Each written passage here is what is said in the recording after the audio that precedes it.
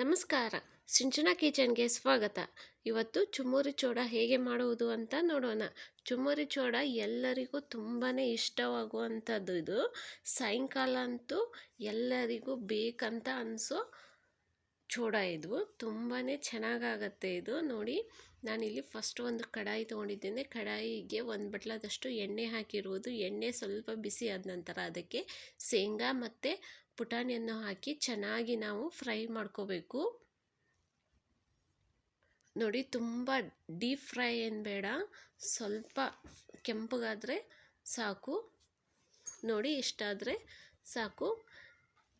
ಈಗ ಇದಕ್ಕೆ ಸಾಸಿವೆ, ಜೀರಿಗೆ ಮತ್ತು ಬೆಳ್ಳುಳ್ಳಿಯನ್ನು ಹಾಕಿ, ಈಗ ಬೆಳ್ಳುಳ್ಳಿ ಕೂಡ ಚೆನ್ನಾಗಿ ಕೆಂಪಗಾಗಬೇಕು.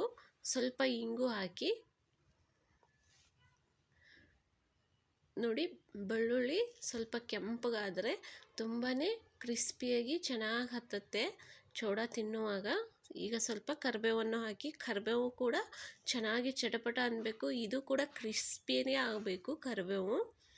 ಈಗ ಇದಕ್ಕೆ ಅರಿಶಿನ ಪುಡಿ ಮತ್ತು ಒಂದು 3 ಟೇಬಲ್ ಸ್ಪೂನಿನಷ್ಟು ಕೆಂಪು ಖಾರದ ಪುಡಿ, ರುಚಿಗೆ ತಕ್ಕಷ್ಟು ಉಪ್ಪು. ಹಾಗೆ ಇಲ್ಲಿ ನಾನು ಇದಕ್ಕೆ ಧನಿಯಾ ಪುಡಿಯನ್ನು ಉಪಯೋಗಿಸ್ತಾ ಇರೋದು. ಧನಿಯಾ ಪುಡಿ ಹಾಕೋದರಿಂದ ಚೂಡ ತುಂಬಾ ಚೆನ್ನಾಗಾಗತ್ತೆ, ತುಂಬ ಟೇಸ್ಟಾಗಿರುತ್ತೆ. ನೋಡಿ, ನಾವು ಚೂಡ ತಿನ್ನುವಾಗ ಧನಿಯಾ ಪುಡಿ ಹಾಕಿದ್ದೇವಲ್ಲ, ಹಾಗಾಗಿ ಅದು ತುಂಬಾ ಚೆನ್ನಾಗಿ ಟೇಸ್ಟ್ ಬರುತ್ತೆ. ನೋಡಿ, ಇವಾಗ ಎಲ್ಲ ಒಗ್ಗರಣೆ ರೆಡಿಯಾಗಿದೆ. ಹಾಗೆ ಇಲ್ಲಿ ನಾನು ಮತ್ತೊಂದು ಬುಟ್ಟಿಯಲ್ಲಿ ಮಂಡಾಳನ್ನು ತೊಗೊಂಡಿದ್ದೆ. ಈಗ ಇದಕ್ಕೆ ನಾನು ಮಾಡಿರುವ ಒಗ್ಗರಣೆಯನ್ನು ಹಾಕಿ ಚೆನ್ನಾಗಿ ನಾವು ಈಗ ಮಿಕ್ಸ್ ಮಾಡ್ಕೋಬೇಕು. ನೋಡಿ, ಇವಾಗ ಚುನ್ಮುರಿ ಮತ್ತು ಒಗ್ಗರಣೆ ಸ್ವಲ್ಪವೂ ಬಿಡದ ಹಾಗೆ ನಾವು ನೀಟಾಗಿ ಕೆಳಗಿನಿಂದ ಎಲ್ಲವೂ ಮಿಕ್ಸ್ ಮಾಡ್ತಾ ಹೋಗಬೇಕು.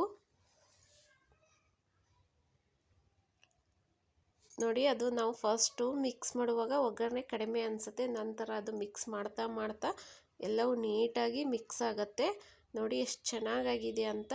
ಇವತ್ತಿನ ರೆಸಿಪಿ ನಿಮಗೆ ಇಷ್ಟವಾದರೆ ನಮ್ಮ ಚಾನಲನ್ನು ಸಬ್ಸ್ಕ್ರೈಬ್ ಮಾಡಿ, ಲೈಕ್ ಮಾಡಿ, ಕಮೆಂಟ್ಸ್ ಕೊಡಿ ಮತ್ತು ಶೇರ್ ಮಾಡಿ. Thank you.